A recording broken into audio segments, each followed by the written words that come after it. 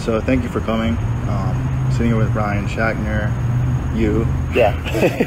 So like you're somewhere else, like introducing before you got to know. But grateful that you responded on LinkedIn and decided to be a part of the podcast. I appreciate you. How you doing today, man? Yeah, I'm doing great. I just appreciate it's a beautiful day here in Charlotte, and just a great opportunity, and glad to get out of the house in my little bubble and come here and chat. Yeah, I definitely think kind of things opening back up some and things going a little smoother with COVID kind of hopefully taking a different turn.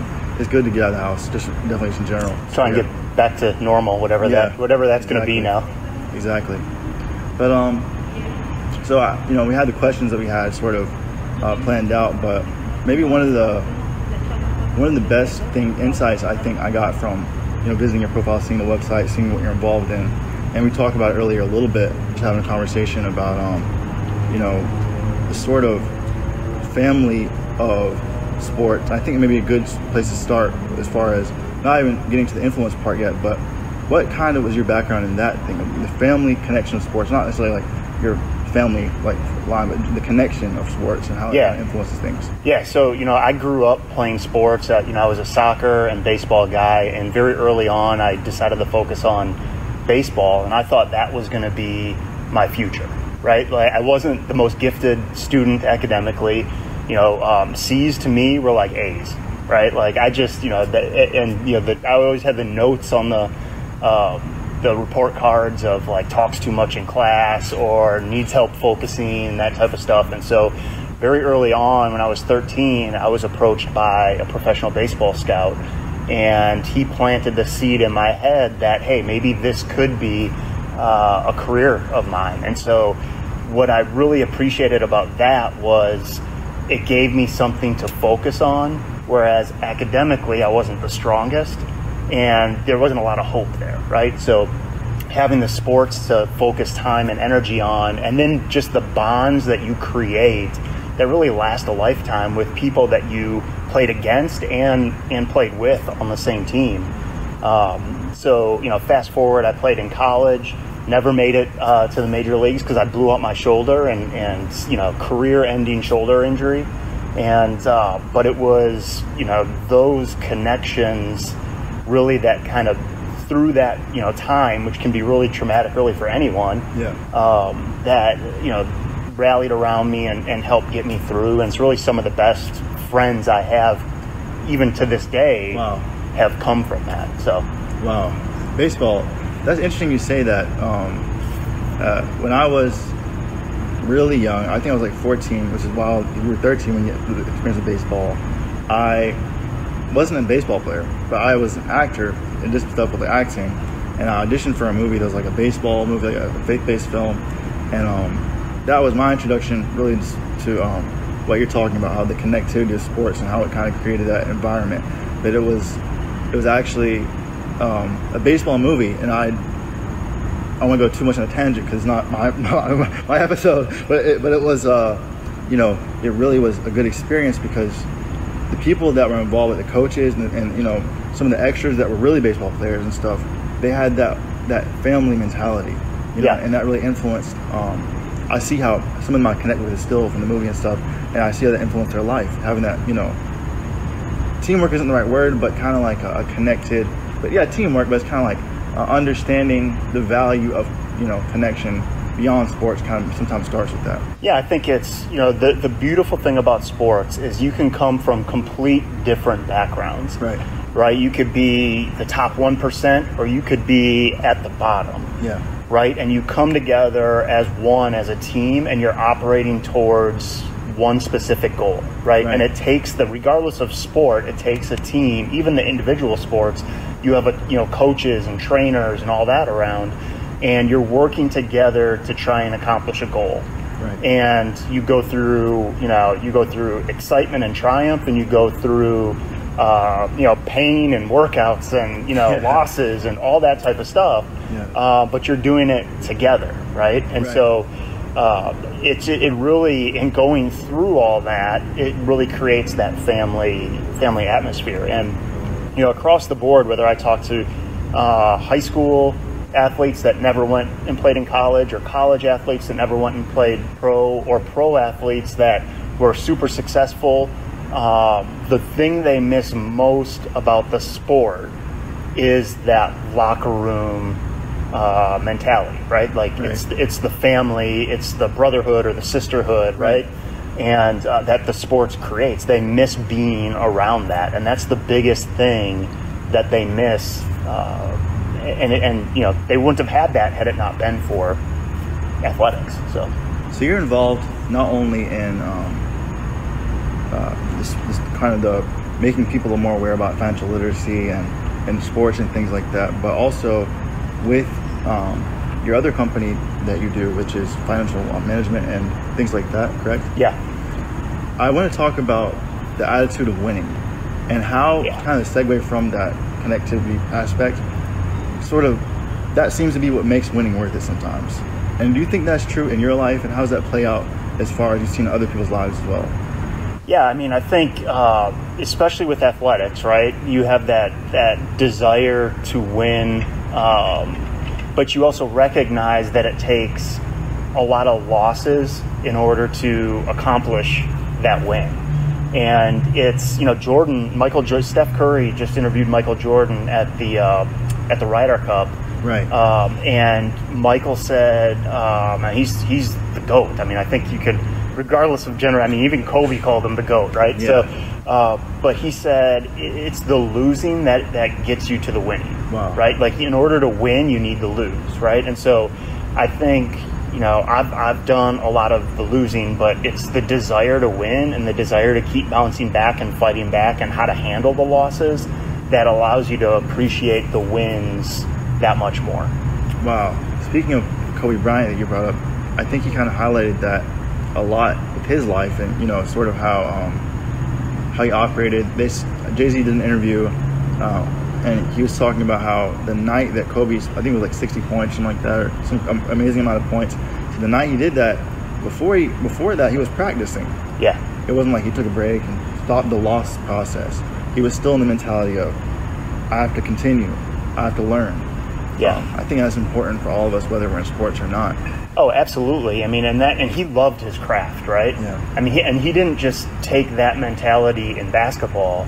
He took that mentality across the board in everything that he did, right? So in his family, in his business, how he managed his money, his personal relationships outside of basketball, even in basketball, really how he carried himself was, I want to be the best. And it's that extreme just focus and attention on, what do I have to do to become the best? And whether you have the talent to be the best or not, it's putting in the work and doing what's necessary to develop whatever skill sets you have. Yeah. And I think that's what, you know, Kobe personified more than, I mean, he was a great basketball player, but he was great in everything. Right? And it was just that mentality and his extreme focus in every aspect of his life on winning or being the best, but not just that, but doing what it takes in order to be the best, whatever it takes. When you say doing what it takes to being the best, it reminds me of sort of having that faith that goes beyond what you're doing. Like, it's almost paradoxical when we talk about winning. Losing comes up because probably one of the most integral parts of winning. When we talk about going through a dark time or going through a time of, you know, light, we recognize that the dark times, in contrast, will make the light times sometimes powerful. And sometimes, just like you said, losing makes winning powerful and empowers it. So, sort of, what's the thing you've seen throughout the board as far as belief and its role in not only sports but its role in success in life? Yeah, I think you have to believe in yourself, right? I mean, if you don't believe in you, who's going to believe in you, right? And I think it comes down to the ability to recognize that you have a decision to make, whether you want to surrender to negativity or whether you're not going to let that bother you. Here's a really good example, right? So COVID, right? We're still kind of dealing with it, but it's not that, we're not that far removed from like the crazy time when the world was shut down, right? And so you mentioned the two businesses that I have, the financial planning business, which we're in 5 states, we got multiple advisors, right? That for 2 months was ground to an absolute halt. Wow. Because everyone was trying to figure out what do I do, right? People were scared, and it was just a crazy time. And so nothing was going on there. Well, we all had a decision to make, right? Do I allow this to happen to me, right? Because it's going to happen regardless. Or do I say, all right, well, now this is a new opportunity, right? So the adversity is presenting an opportunity that I can now take advantage of, right? And create something maybe that I didn't have time to do before, right? And so then that, bring it full circle, that's where the financial literacy / helping people realize their athletic skills can translate beyond athletics and how to maximize that. That's how that whole platform and that business got started. Wow. Right? So it was born in the midst of that sort of time where things were unclear. So sometimes, I guess, clarity can come out of unclarity, Absolutely. I mean, so you're always going to be faced with adversity, right? And so it's your decision. Right. Am I going to let this happen to me, or am I going to take control, right? You may have bad stuff may happen. Right. Right? How am I going to deal with that? And I can either say, hey, I'm going to let it, ruin me or get me down, or it's going to happen and I can choose to focus on opportunity over here. So with every adversity comes some sort of opportunity. It's just being able to keep your eyes open and, be aware of what that opportunity might be. And I think, that's very powerful, because most people that have that decision and choose to, consistently choose the opportunity, the people we think of as great, or we think of as powerful, when people take the route of seeing an opportunity in a struggle, they're opening themselves up, to whether people call God, universe, whatever you want to identify it as, for that to continue to happen. And I think sometimes, just like in sports, I guess to an extent, I'm not the best athlete, but I remember when I was practicing, sometimes, whether it was baseball or later golf, you would get in a rut sometimes, and you had this decision to be like, is this what I'm going through to get to the next place, or sometimes it can be easy to identify with that. Yeah. And I think that's something important in life and in practicing sports or whatever, where it's like, a lot of people probably listening to this sometimes are facing things where they're like, man, I feel like I'm doing the steps, and even, whether it's financial decisions, relationship decisions, business decisions, or even personal decisions, where it's like, I need to view this not as something happening to me, something happening that I can use for me and through me to go to the next place. Absolutely. So looking at Kobe Bryant again, right? So he goes to the Lakers. He wasn't getting playing time his first year, right? And he was, 17 or 18 so after the game, the team, right, in order to do their bonding, the team would all go out to a club, or Kobe couldn't get in, right? Wow. So his decision at that point was, man, do I go home and do I pout that I can't get in? Or I've got extra time now, I'm going to go to the gym, I'm going to work on what I have to work on in order to crack the starting lineup, right? Yeah. And so he didn't let it get him down.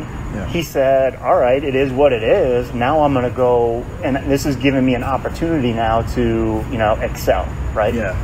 I'm reminded of the Richard Branson example. I don't know if you're familiar with this story. But he owns Virgin company, like Virgin Mobile, Virgin Atlantic, Virgin Records. When he was in high school, he tells the story of, he got kicked out of high school basically for, I don't know what it was, but something he got kicked out of high school, expelled, I guess you could say. And he had the decision to, his dad gave him opportunity. He viewed it as opportunity, but it was really like, if you can, as long as you stay out of trouble and you give you a time to do this, but he just got expelled. So he could have viewed that, I'm down on myself, I'm expelled. But he said, okay, now I can do my business. Yeah. And that's what created a lot of the companies that led to him creating, the record label that became the airline that became what he has today. Sometimes Which allowed him to own the island. Yeah. So there's a lot of, this kind of can create a domino effect. It's like negative decisions can create a domino effect, positive decisions can too. Absolutely. Yeah. I think athletics, it teaches you how to lose and how to handle adversity, because, not every play, like when you draw up a play with a football team, every offensive play is designed to win, to get a touchdown, Right. right? They don't draw up a play to only get 15 yards. I mean, every play they draw the line to the end zone, right? But